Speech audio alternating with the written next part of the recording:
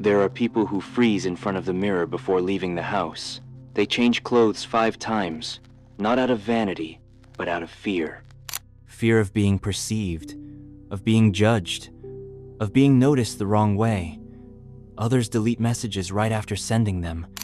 They reread an email 1,000 times before clicking send. They apologize for asking, for existing. And the most tragic thing? They think this is normal. They call it being conscientious. But it is not conscience. It is punishment, disguised as caution.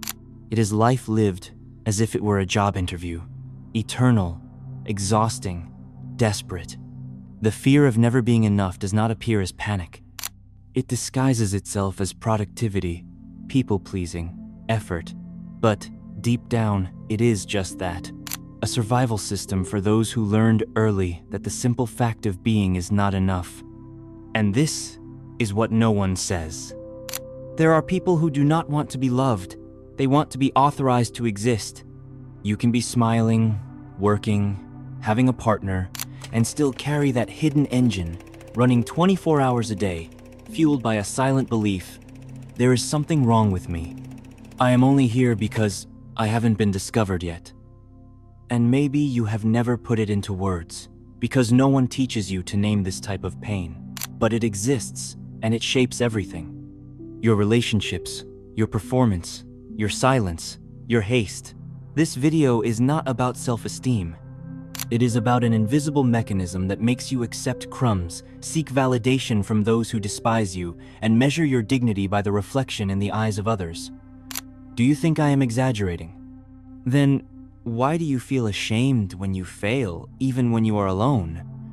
Why do you avoid compliments, but remember a random criticism for weeks? Why are you attracted to those who belittle you, test you, make you feel small, as if that were easy? Familiar. How many decisions in your life were made out of fear of being worthless? There is something strange about the way certain people attract us.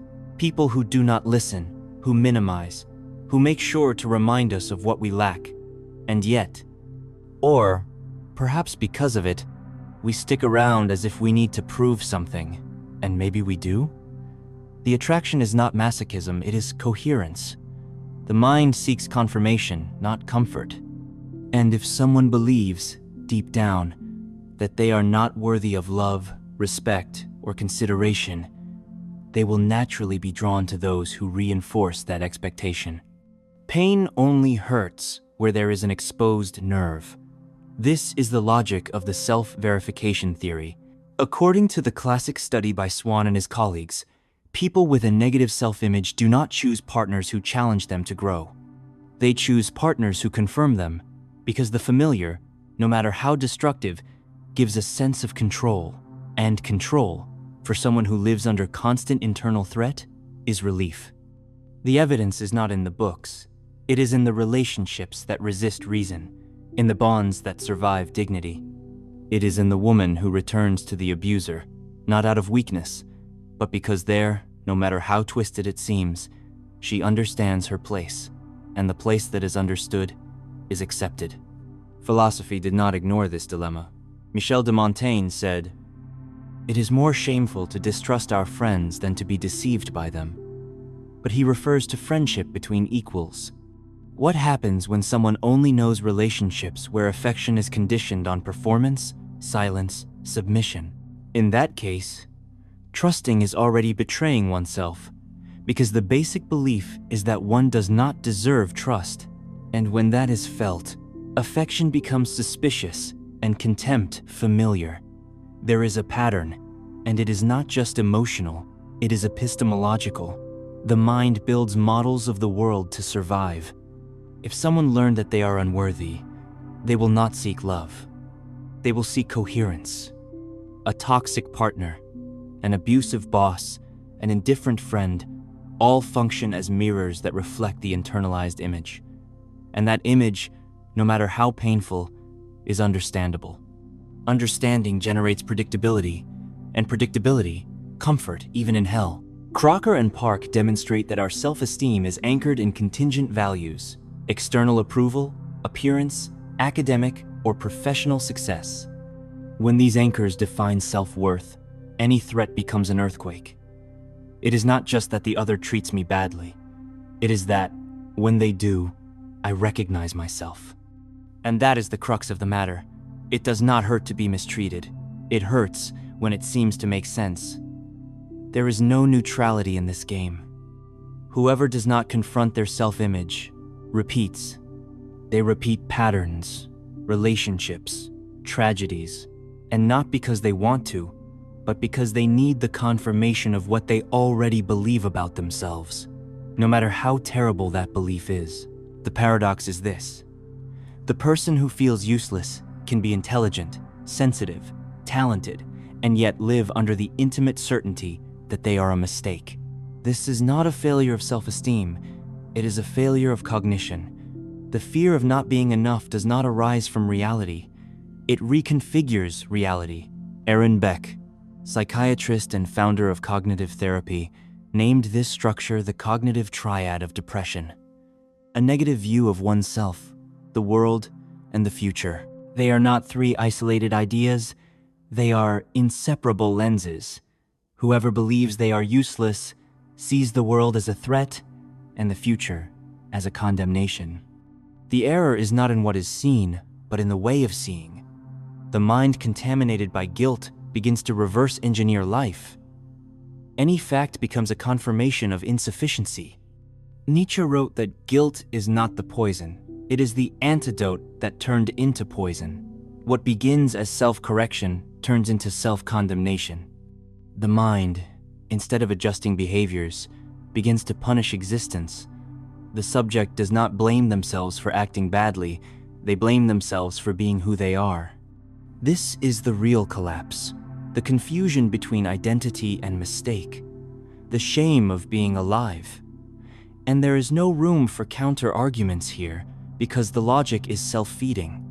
If I am rejected, it is proof that I am no good. If I am accepted, it is because they are wrong. No external evidence has the power to heal. Every experience is filtered to confirm the original belief, I am not enough. The origin of this circuit is almost always relational. Children are not born with a fear of being worthless. They learn it by omission and by excess. Conditioned affection, prolonged silence, compliments used as currency for control. Little by little, personal value is kidnapped and deposited in the gaze of others. Philosophy knew this. Jean-Paul Sartre wrote, "Hell is other people." But the real hell begins when the gaze of the other becomes the only possible mirror and the only valid sentence. The result is a type of prisoner who carries the cell inside. There are no visible bars, only convictions, only phrases repeated until they become axioms. I am a burden. I am wrong. I don't deserve it. No serious philosopher would accept an ethics founded on such fragile premises. But this is the secret ethics of those who live under the fear of insufficiency. Not the fear of failing, but the fear of existing. Dostoevsky wrote that suffering is the only cause of consciousness. But there is a point where suffering stops illuminating and starts to extinguish. When the individual becomes a tribunal of themselves, any attempt at compassion seems like a lie, and that is where the mind stops questioning and starts executing. If there is no rupture, this logic wins, because it is seductive, coherent, and cruel. And anyone who thinks it is enough to think positively has not understood anything. We want to be loved for who we are, but we spend our whole lives trying to be something else. This is the contradiction that moves us. We demand unconditional acceptance, while we build ourselves on fragile, performative, unreachable conditions. The fear of not being enough is not just fear of failing, it is fear that, when all the masks are removed, there will be nothing left that deserves to stay. Modern culture meticulously encourages this. No one explicitly says that you are worth less if you are not productive, thin, desirable, interesting. But everything around functions as if it said so. Social media, corporate environments, even casual conversations are permeated by a logic of permanent comparison. And the result is a way of life where everything is a resume. The body, the relationship, the joy, the silence. Crocker and Park wrote, "The more contingent self-esteem is, the more unstable your experience of self-worth will be. This means that if your sense of dignity depends on success, approval, or image, it will oscillate violently at the slightest sign of threat. It is not just insecurity, but an existence anchored in variables outside your control. Epictetus already warned, in ancient centuries, that some things are within our power and others are not. What depends on us is our conduct, our decisions, our judgment. Everything else, appearance, reputation, fortune, is external, and relying on this as a source of value is a guarantee of torment. Most people ignore this because it is an unpredictable promise. If you try hard enough, one day you will feel complete. And it is precisely this promise that keeps the system running. We are indoctrinated to believe that the feeling of insufficiency is temporary, that it is solved with the next job, the next relationship, the next compliment. But Montaigne, in the 16th century, unmasked this hope. He said that life may be full of achievements, children, pleasures, but above all, we must reserve a space in ourselves that is only ours, untouchable, protected. A back room where nothing external defines who we are. This idea is not escapism, it is survival. Without that inner space, we are at the mercy of the world's instability. And the world, as we know, is volatile, blind, indifferent. The feeling of not being enough is, in large part, a side effect of a life where everything depends on the gaze of others. And if we do not break with that logic, it becomes true, even if it never was. Freedom, then, is not about becoming more. It is about becoming yours.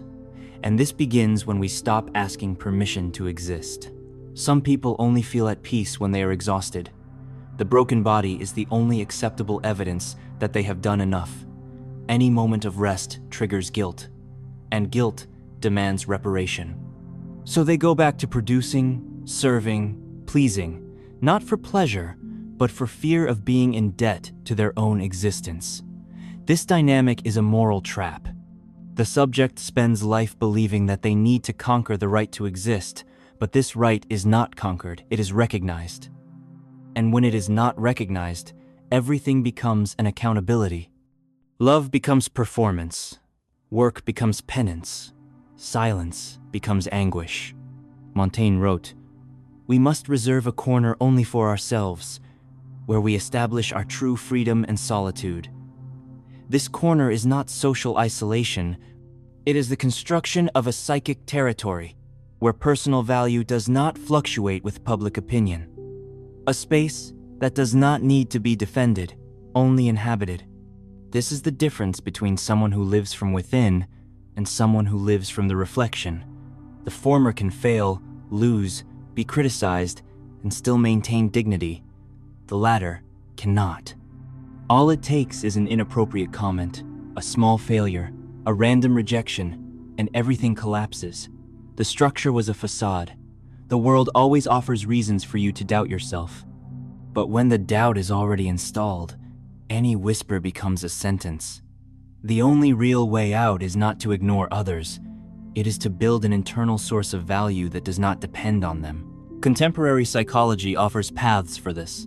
Mindfulness-based cognitive therapy has shown significant effectiveness in reducing depressive relapses and reconstructing self-image. But it is not about thinking positively or repeating empty phrases in front of the mirror. It is about relearning to observe yourself, not as a judge, but as a host. Mindfulness is not artificial calm. It is the willingness to see what arises: pain, shame, anxiety, without reacting with flight or attack. Thoughts are not facts, teaches Jon Kabat-Zinn.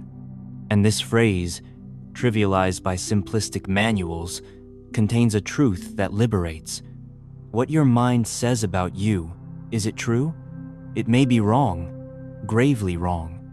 The reconstruction begins there, not by trying to change the narrative, but by questioning its authority. Sufficiency is not about feeling great. It is about not having to prove anything all the time. It is about living in a body that is not in debt.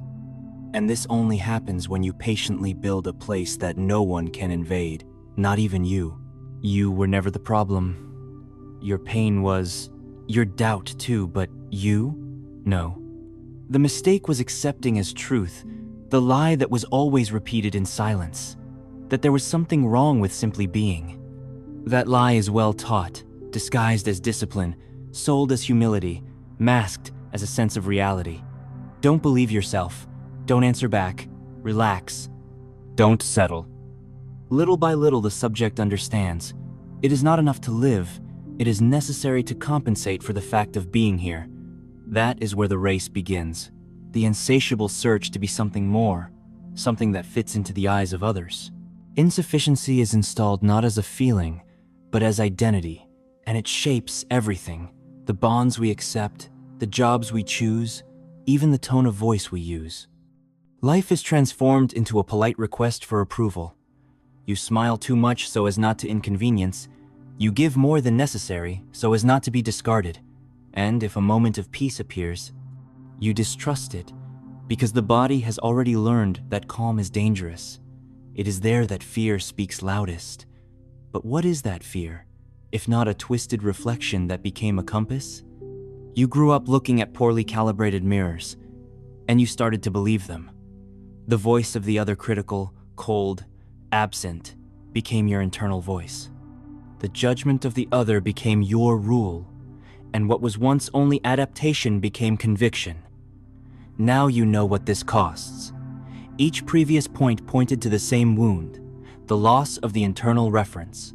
Without it, you live on validation, you live on reflection, you live on what others allow, and that life, however functional it may seem, is a slow form of disappearance. Epictetus said, "Nothing great enters the life of mortals without a curse." The curse in this case is clear. To recover yourself, it will be necessary to destroy the illusion that something was missing. And this destruction is painful, because along with the insufficiency, the disguises also fall. The efficient persona, the optimistic mask, the domesticated silence. You will seem less kind, less controlled, less socially acceptable, but for the first time, whole. Freedom does not reside in recognition. It resides in the moment you stop waiting for it. That is where sufficiency is born. Not as a state of mind, but as an ontological position. I owe nothing.